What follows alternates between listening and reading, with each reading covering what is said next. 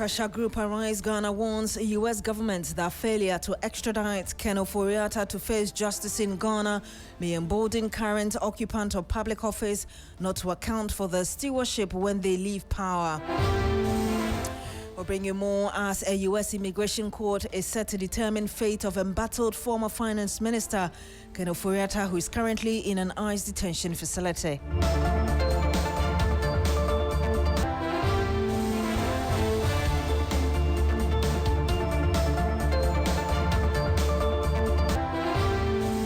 And much later on the program.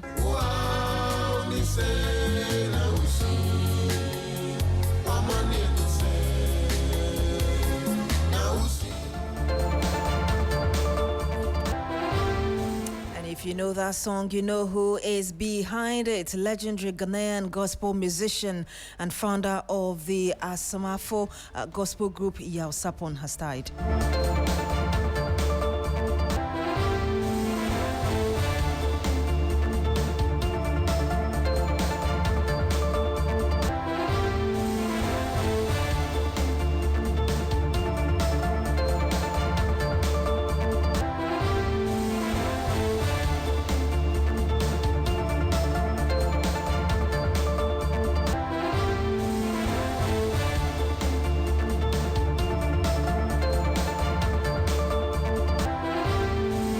Thank you very much for joining us this afternoon. More than 50 makeshift structures serving as shops and abodes at the Kwame Nkrumah interchange area have been gutted by fire.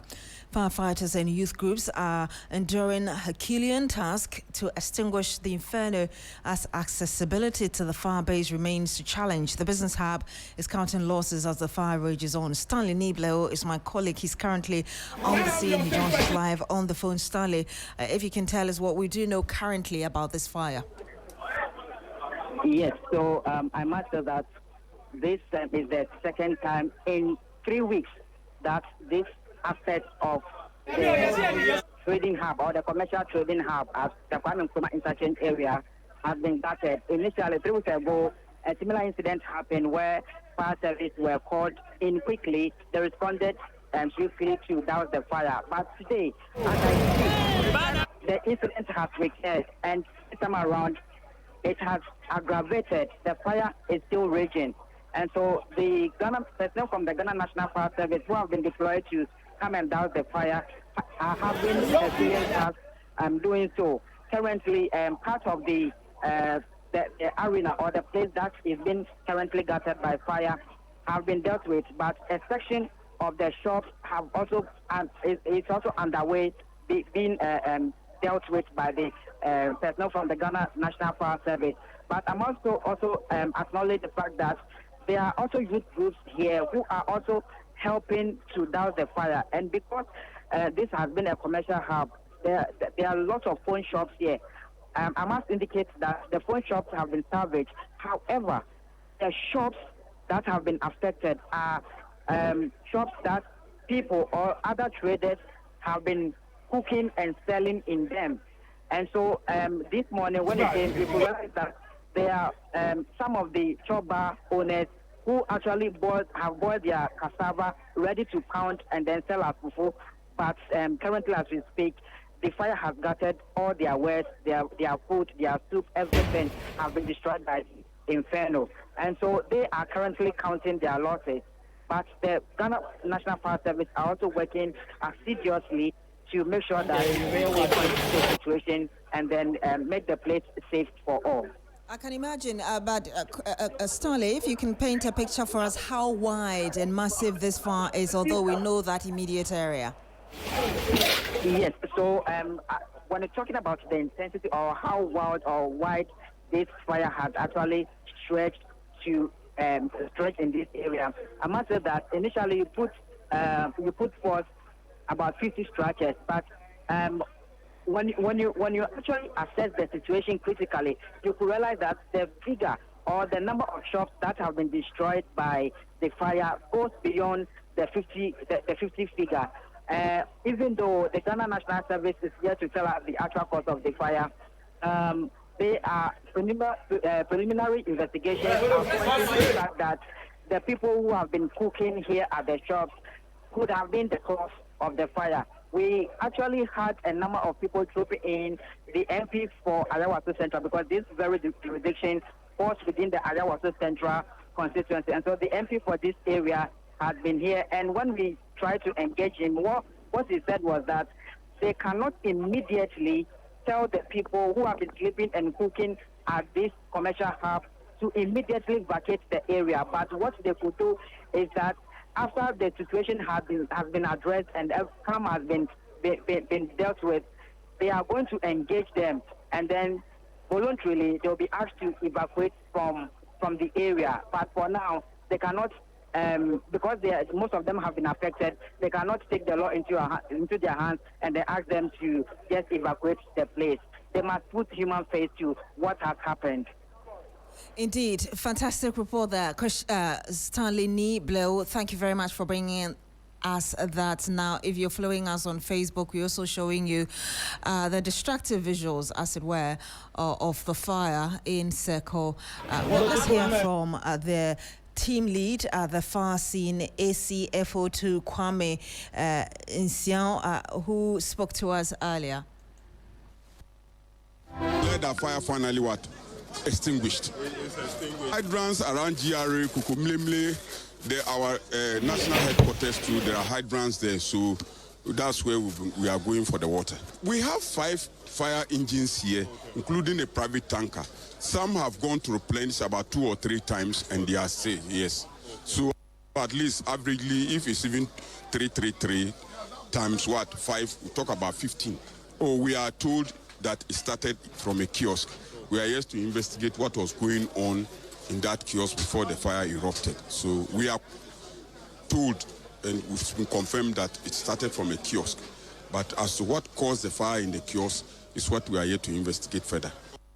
And you had the ACFO2 Kwame Nkrumah, who is the team lead at the far scene currently at Kwame Nkrumah Seko. Let's bring you a first headline about the former Finance Minister Ken Ofori-Atta, who is scheduled to appear before a United States courts today, Tuesday, the 20th of January, following actions taken by U.S. immigration authorities over his legal team. Right here in Ghana, a group, Arise Ghana, is picketing the U.S. Embassy, asking that the U.S. Embassy helps the government of Ghana to extradite Ken Ofori-Atta.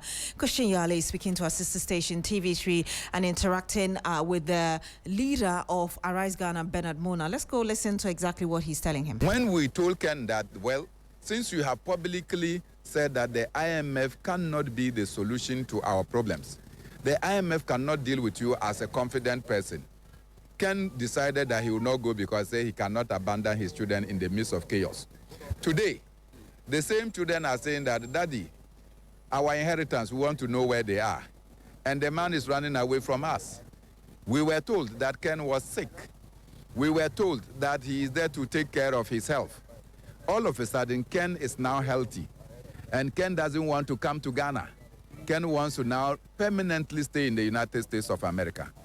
Take this from me. But his lawyers have made a case that so far he has cooperated very well with U.S. authorities, and it's not a matter of he evading justice. No, what could he have done when you are in the grips of the authority?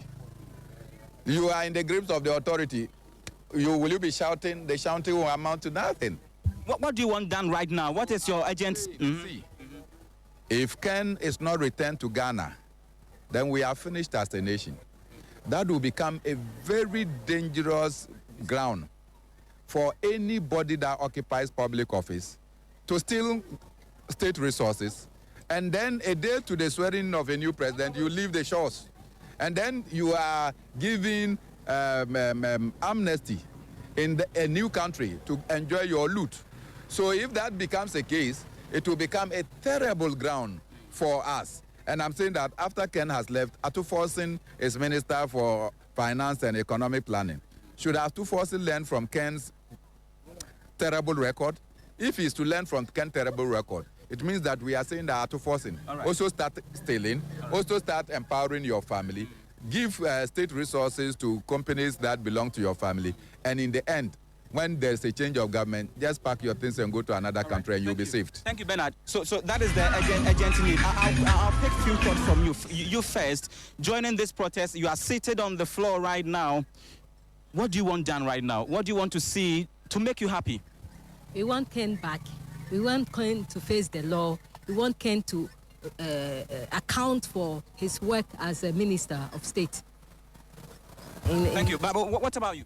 My name is Apostle Abraham Lincoln. I staged the one-man demonstration against the OSP for his removal.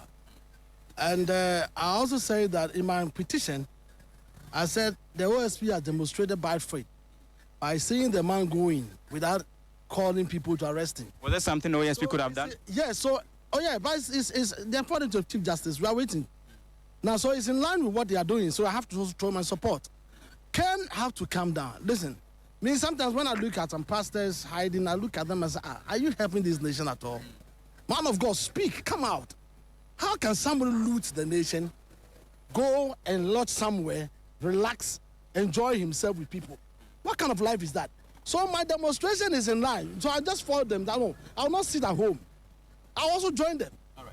Though my own was a one-month demonstration, but I'll join them because we need to bring Ken straight. And we see when we bring Ken, I'm telling you, as Akufo-Addo, we found wanted.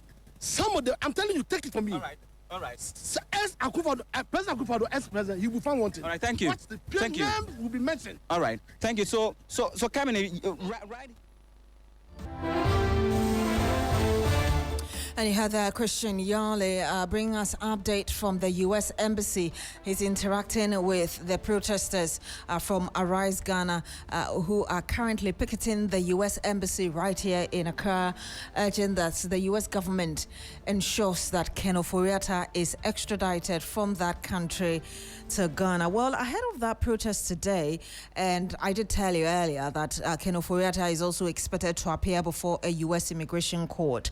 Ahead of all of these, Ghana's ambassador to the United States, Victor Emmanuel Smith, told us that he had been told by the former minister's cousin, extradition that Ken Ofori-Atta was unwilling to return to Ghana to answer corruption charges against him over how he thought he could be treated. He spoke earlier on key points. I had a call from Gabi Otridako. He expressed that worry. And I assured him that he will have to go through the due process. I mean, everybody goes through a due process of law. So there's not going to be like, people are not going to attack him. We don't behave like that. He and that Ken himself, understanding that by his own doings, being evasive with the OSP arrest, have created this brouhaha around his case. So that is the point. So don't let nobody get me wrong. It was not my own view. It was a view expressed by Gabi Otridako, who is a relative of his. He made a call to me, and I said, I wanted to have an opportunity to assure him that he would have to go through the due process like anybody else goes through the due process. So that anxiety, fear and everything was expressed by Gabi. And you have Ghana's ambassador to the U.S., Victor Emmanuel Smith, but Vice President of Imani Africa, Kofi Bento, said that the former Finance Minister, Ken Ofori-Atta, is not in Ghana, not because he fears the charges leveled against him. I know that Ken would like to come back, but he's apprehensive about how he'll be treated because of the kinds of things that have been said and done in the past 1 year. And look, let us all, step back and be sober about these things. We all want accountability, okay? And if we are going to believe what Ambassador Smith is saying, then Ken himself wants to come and clear his name. And Ofori-Atta is apprehensive because somebody thinks that the day he steps into this country, he will be locked up in a cell and the key will be thrown away. If you are Ken, or if Ken is your brother, or if Ken is your father, You have the Vice President of Imani Africa, Kofi Bento. Let's hear the response of the government spokesperson, Communications Minister in charge of Communications, Felix Kwame. That Ken has no difficulty coming, except that he's worried about how he will be treated. You don't believe it? I don't believe it. Why? You see, it is a contrived excuse. Because I will assess Ken by his conduct, not by his words. Everything he has done here shows that he's been trying to evade justice. That is all. The man has tried to evade justice for a year or so. Yeah. So, near say so by himself or people close to him that he would like to come, but he is afraid of how he will be treated, does not catch eyes with me. Number two, what has happened in this country that is so extraordinary in terms of how we treat persons accused of crime, that Ken Ofori-Atta is afraid of. What has happened? And you have Felix Kwame, he's the minister in charge of government communications. Let's go to the U.S. Embassy. Return to that embassy here in Accra. Christian Yale is still interacting with some more of the American protesters. because everything down. But if they don't bring him down, no, we can't accept it. You can't accept it. Kevin, so those are the actual concerns.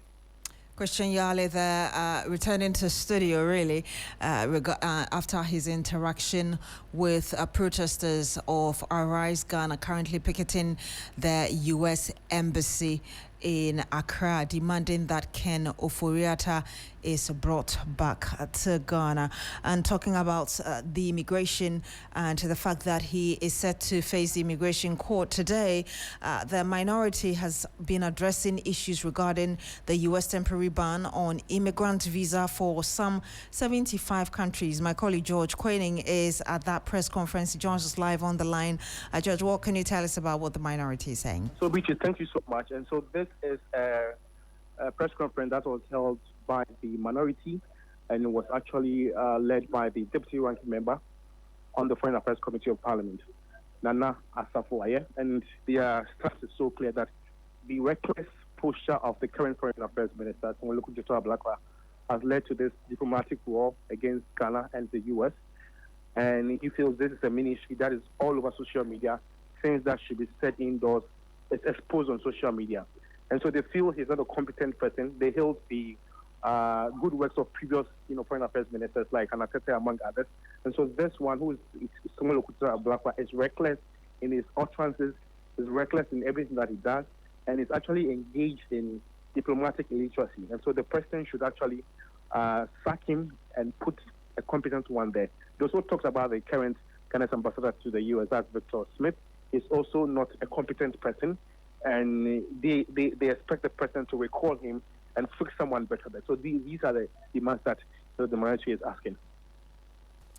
Thank you very much. And Heather George Quaining, my colleague, currently following that press conference by the minority, of course, talking about the U.S. banning Ghana in terms of immigrant visa and 75 others, and also the issue regarding Ken Ofori-Atta and the earlier comments made by Ghana's ambassador to the U.S., Victor Emmanuel Smith, claiming or saying that Gabia Sarachidako, who is a relative of the former finance minister, had called him regarding the apprehension of Mr. Ofori-Atta concerning his return to Ghana. Now, residents and workers who commute between Tema and Afienya have expressed excitement and commended the government for the operation of the Tema Mpakadan rail line. Commuters say the train service has eased their daily journeys and reduced the stress associated with road travel. However, they're calling for extended operational hours to enable afternoon and late shift workers to commute without going through the usual difficulties. Joseph Armstrong is on board the train interacting with some of the commuters. This is the rail services from the Tema Harbour here heading towards Afienya, and this, we are told, has come as a relief for many workers that commute between Afienya to Mataheko and other communities all the way to the Tema and continue to Accra. Sometimes, we are told this indeed has helped many. If not, many of them would have gotten home at least after 8 p.m. due to the traffic on the road. But with this, in the next 30 minutes or so, many of these passengers you see here will be at their destination. Let me talk to a few of the people here and see how the services has been like so far. Tell me your experience. Oh, it's very nice, very good experience. So everything is cool. We are cool now. Before the coming of this train, tell me how you move from your house, how you get to work, and how you get home. The number of hours you save for yourself. Sometimes 4 o'clock. You mean 4 a.m.? Yeah, a.m. Maybe by 6 or 7 o'clock before I reach my website, Tema. So compared to this? Oh, this one, we are very, very cool now. Cool. Everything is cool. And the pricing? Oh, the price, it's okay. That's 15 cities? Yeah, 15 cities. It's okay. You are from Tematek? Yeah. So you have to leave from Tematek and come here? Yeah, I'll leave Afienya to Tema every day. Okay, so tell me your experience. Well, it has been a great ride for me since I started school. I always use it, and it's very comfortable and reliable too. We always come and take it, and the cost isn't this one is good. This train, we are told, is supposed to be full to the capacity of about some 120, but as it stands right now, approximately you can count at least no less than 200 to 300 people who boarded this train, with many of them standing. So those who are currently seated now, just about some 120, and each person gets to pay 15 cedis flat rate regardless of where you are going.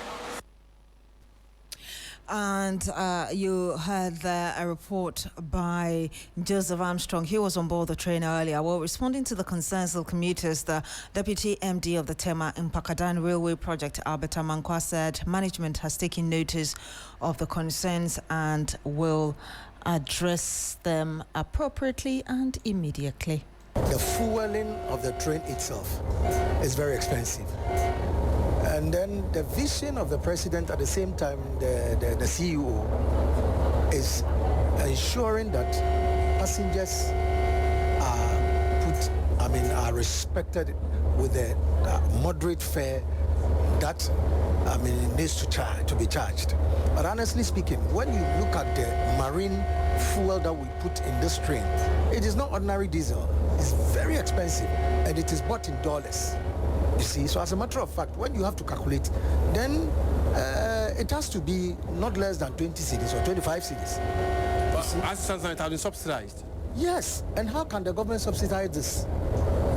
This is a project that the president himself is carrying out, because the former president, initiated it. So, for ongoing purposes, they have to subsidize, one way or the other, to ensure that everything goes on very well. But to be honest with you, as for the fare, it will be changed very soon. The target is not mainly for Afienya alone, but it's for Adomi, which the marketing team is working out day in and out to ensure that whatever process needs to be done as early as possible, so we can get the capturing. Because either than that, then it means that we are running at a loss. Albert Amankwa is the Deputy MD of the Tema Mpakadan Railway Project, speaking to us earlier. And still on transport, the Ghana Private Road Transport Union, GPRTU, is currently in a meeting with its welfare executives in the Greater Accra region to plan the reintroduction of identification tax for commercial vehicles following concerns over unapproved fare charges by floating drivers. The planned meeting comes after the Ministry of Transport announced that transport unions had agreed to reintroduce identification tax for commercial vehicles to help regulate the sector and curb fare abuses. And we'll bring you some more as in when we have the latest update from that meeting. Meanwhile, the Transport Ministry says it has reached an agreement with transport operators on a work plan aimed at addressing the current transportation crisis. Speaking to the media after a prolonged meeting, Transport Minister Joseph Bukari Nikpe said the measures, once implemented, will significantly reduce the shortage of buses and curb the charging of unapproved fares by drivers, especially during rush hours.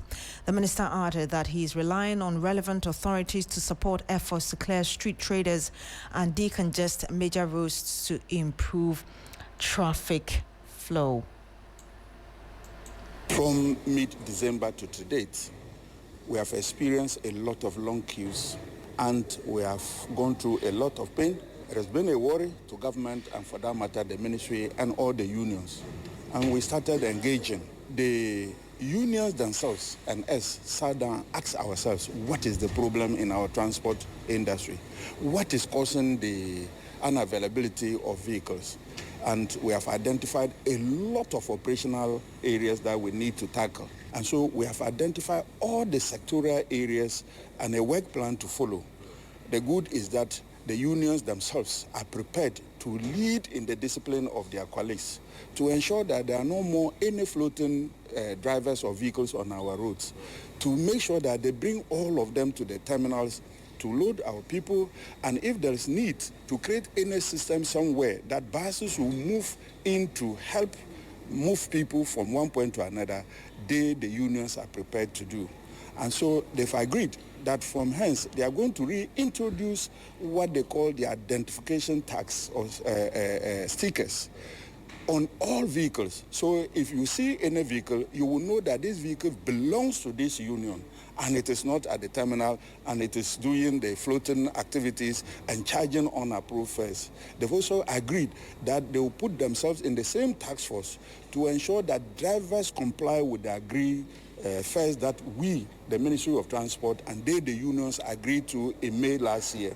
They have assured us that there are some Tata buses that they are going to make available to ensure that they will also come in to help move our commuters from work to home or from home to work.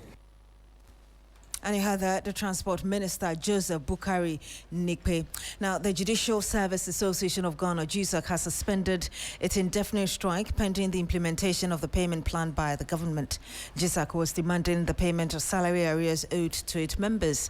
JUSAG had earlier urged that the reason for the, or actually argued that the reason for the strike was the repeated lack of action from the government after numerous engagements with the Ministry of Finance. In some other news, a political historian at the Kwame Nkrumah University of Science and Technology, Professor Samuel Adu has asked the New Patriotic Party to prioritize electoral viability over internal loyalty as it prepares to elect a flag bearer for the 2028 presidential election. He says the party must be interested in a candidate who can secure victory at the national level and withstand political attacks from the opposition.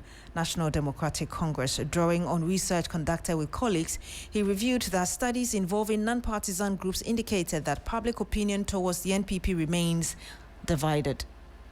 The NPP should be interested in the one who will bring them victory.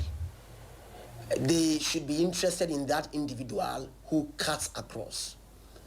That individual who would not be, open enough to be jabbed, to receive an uppercut from the NDC. So between candidate Bawumia and candidate Kennedy, these two have emerged as the topmost candidate. Electoral observers, more so the Electoral College, should be interested in viewing or looking up to the one who will not divide opinion. One of the candidates will suffer a crisis. These two, I don't mention.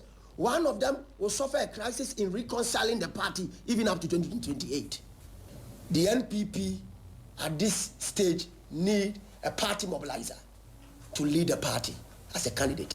The party itself was going to suffer crisis post 2024 elections, and especially when they lost miserably. You present the same candidate, you present the same leadership, you don't understand the science of election. If the MPP will be fair to the party, they must self-purge. And if they are going to self-purge, which is self-correction, you understand what I'm trying to say? They must clean the slate, period.